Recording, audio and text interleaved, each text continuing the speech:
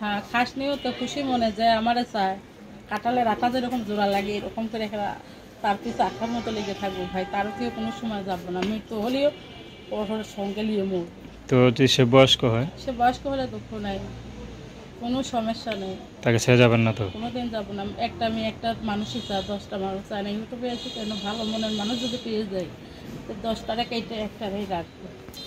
13 দিন সংসার করছিলাম, 2 বছর বাপের বাড়িতে ছিলাম।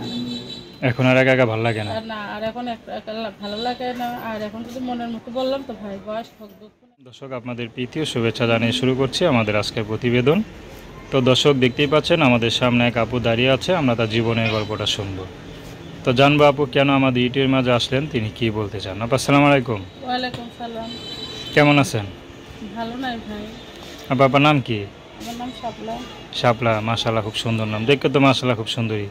বিয়ে তো করছেন মনে হয় নাকি? বিয়ে করছিলাম, স্বামী ভালো না, তালাক দিয়ে চলে গেছে। কি বলেন, এত সুন্দর চেহারা স্বামী তালাক দিয়ে দিল? চেহারা কি সবাই তো ভালো লাগে না চেহারা। মানে কি জন্য, মানে মোটা দেখে চলে গেছেন নাকি আপনাদের চলে না, গেছে? তার জন্য না, স্বামী ভালো না, নেশা পানি করতো, মারধর করতো, তার জন্য আমার আম্মু আমার ওখান থেকে নিয়েছে। তো বাচ্চা কাচ্চা আছে না? বাচ্চা কাচ্চা লেই নেই। নেন নাই? সংসার করছিলেন কতদিন? সংসার করছিলাম 13 দিন। 13 দিন? কোন এত কম? তা কি ভাই, 2 বছর থাকিয়েছিলাম, 13 দিন সংসার করছিলাম, 2 বছর থাকিয়েছিলাম। স্বামীর ব্যবহার চরিত্র ভালো না, তার জন্য থাকি নাই। আচ্ছা আচ্ছা, তো 2 বছর মাথা আবার দেখে শুনে একটা বিয়ে শাদী করে ফেলতেন, একটা রিস্ক নিয়ে দেখতেন।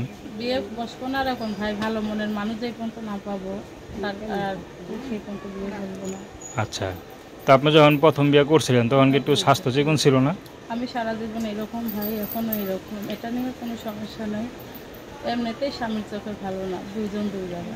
আচ্ছা, নেশাপানি করতুক, মারধর করতুক, আমার বাপ মা পছন্দ করতো না। তো এখন আপনাকে দেখা যদি কোনো বয়স্ক বুড়া লোক যদি আপনার দায়িত্ব নেয়, আপনি কি যাবেন?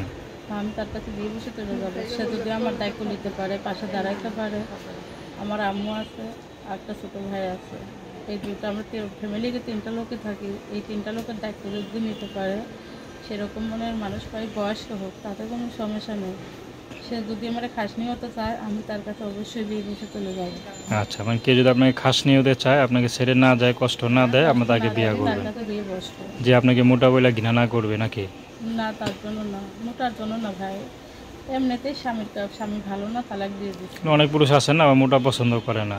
মোটা আমারও পছন্দ করুক আর না করুক, মোটা মানুষ পছন্দ করুক আর না করুক, যে বিয়ে করবে আমার এমনিতে করবে।